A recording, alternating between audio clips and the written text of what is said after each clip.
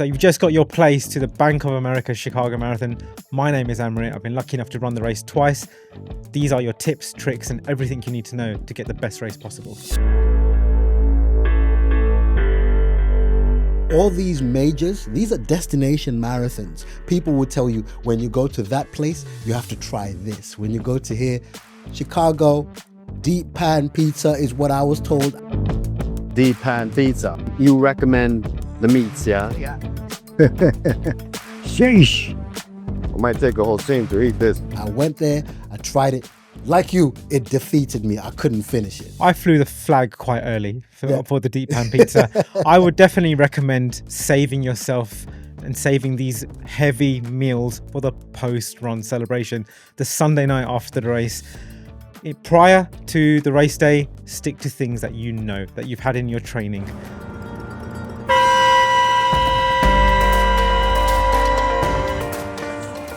Well, what about race day itself, Amrit? I wake up in the morning, get me as ready as you can for Chicago Marathon. You get to the start area very, very early. I've been there at 6 a.m, but you need to make sure you do get there early because the queues for the bathrooms do get quite long. We'll get into this pen. We're gonna go run Chicago Marathon. Chicago has a pretty hard stance on getting to your corral late. If you're late, you need to join the one behind. So I'd recommend if you're assigned in A, B or C, you get to that zone within enough time so you don't delay or even scupper your race plans. It's that time. It's that time. Chicago is known for being the windy city and any weather is possible. Prepare in advance. Couple of outfit changes, one for a warm day, maybe one for a colder day. Aubrey, what was your experience when you ran yours? Because of how early you need to get there, like you said, you need to make sure you keep yourself warm. So I came there full joggers, sweatshirt, hoodie, everything. I was warm, gloves and everything. It was really cool to start off with, but it gradually became warm and then it got hot and I needed to make adjustments. And so I want everyone to kind of keep that in mind and make sure you stay fluid in terms of adapting to what the weather throws at you. But you need to be prepared from the start of the race all the way through and be flexible enough to adjust depending on what curveballs are thrown at you. And it's also, if it's quite a sunny day, maybe consider wearing a hat, wearing light coloured clothing, something that reflects the UV. The last thing you want to do is just keep absorbing heat. You want to give yourself a fighting chance, especially if the weather starts to creep up, it starts to get a little bit warmer. If you've got a later start from when you start the race, wear the right clothing that gives you as much of a chance as anyone. Absolutely. The beauty is in the architecture. I actually went on a tour after the run. Same. And you go on a boat that takes you through and shows you all these beautiful buildings. After the race, that's majestic to see. But during the race, it's your worst enemy when it comes to GPS. And I have never seen my GPS fall victim to errors like I did in Chicago. Can we touch on that a little bit?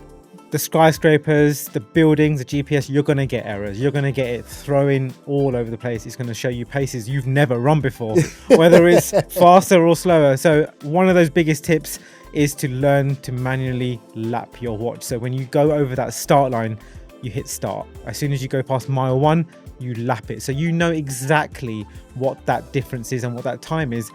Relying on the GPS in Chicago can really throw off your paces, whether it's going to make or break your A, B, C, or even just to finish in a time that you've been training for. So really, really recommend that you learn to lap your watch manually without GPS, because that will give you the best chance for you to get the time that you're looking for. And I think also, not just the skyscrapers, but I want to say at the very start, you're actually under some bridges. Yes, you are. Yeah, and that throws you off completely. So like you said, I was looking at my pace thinking, oh my gosh, I'm about to break this marathon record because it's showing me I'm running 3:25 per K pace, which I've never done in my life, you know? So that's the sort of thing that once you start seeing that, the eventual buildup of your time and your distance being wrong, it accumulates and gets worse over that marathon distance, and mentally that can throw you off. So Aubrey, we know Chicago to be fast, but we know it's also very, very flat. Was it the same for you when you ran it? Now, that can sort of build a certain expectation. I make these mistakes so that you can learn from my mistakes. The goal was to beat 4:15. But I decided, oh man, Chicago's flat. I think I could go way faster than that. Chicago Marathon World Major number 6. Let's get it! So I thought, you know what? I'm going to try sub 4. So I went out at sub 4 pace. Amrit, I shouldn't have gone out at sub 4 pace. Simply because I bought into it's flat. Oh man. Aubrey's just pulled up with a hamstring issue. We're hoping this is cramp. We're going to get through this. We're going to stretch it off, I think. I'm going to go again. It's going to be fine. Come on, buddy. You got this. It's an absolutely good course for a PB, but I also just want to prepare people that actually you need to manage that expectation very well. Should it not go that way, adjust accordingly. Couldn't agree more. When you know that a course is flat, fast, and sometimes gets very good weather, that expectation and that pressure will just set in so quickly. Adjust your pacing from the off. You want to be able to save enough in the tank so that you're stronger on the second half of the course, which Chicago will be very forgiving for, because if you pace it correctly, if you run your race, you can run that personal best. Absolutely. And I don't want to scare people away. I want to empower you that absolutely, train right, you've got this. And Chicago, I got to tell you, is the right stage for it.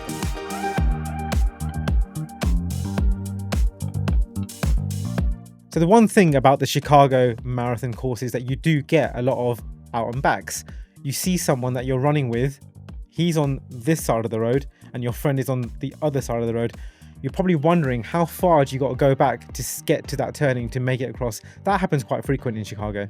Now, Amrit, before we do, can you explain what an out and back is? An out and back is when you run one part of the road, you do a slight turnaround and then head back, straight back.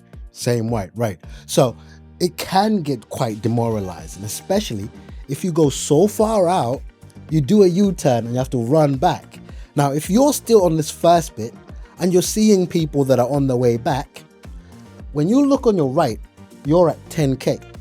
The person on the other side, literally on the other side, is at 20K. That tells you you've got all that way to go and come back. And it can kind of get in your head a little bit and go, oh man, I still got all that way to go. So don't judge where they are. Just run your own race, because there is always someone that might be looking at you as that faster runner. I'm going to be honest, it caught me out when I ran it in 2024 because the course had changed, and there might be one of these occasions where you're coming back to this race having run it many, many years ago, and there are sometimes some course changes. Absolutely. And I remember running it in 2024 and I got to about mile 23 and I was in this moment where someone that I'd been with was on the other side but running towards the finish, and I was thinking, how far am I going? How long is mile 23? I thought they were all the same. But then we kept on going. We kept on going. And then we finally made that switch back. But at least I knew that we was finishing and I was running towards the finish, but they can catch you out. The one thing as well that's really, really good for these out and backs, if you have family or friends coming to watch you, they can time it very well that if they see you here when you're running on your out, they just have to turn around and they'll get to see you again on your back. So I think it's good when you have family and friends watching you to identify all these out and backs, because it's a 2-for-1 deal. I think you can add to that it gives you an extra bit of support, because they can be carrying your gels. They could have your extra bit of sugar that you might need. Maybe there's a particular drink that you like. It means that they can see you at one point, turn around, they can see you at the other point. So I think it helps hugely. Let's go! Let's go! Let's go! Let's finish it, Aubrey! Let's go! In Berlin, you run and you finally see the Brandenburg Gate and you think you're done. But there's a little bit more.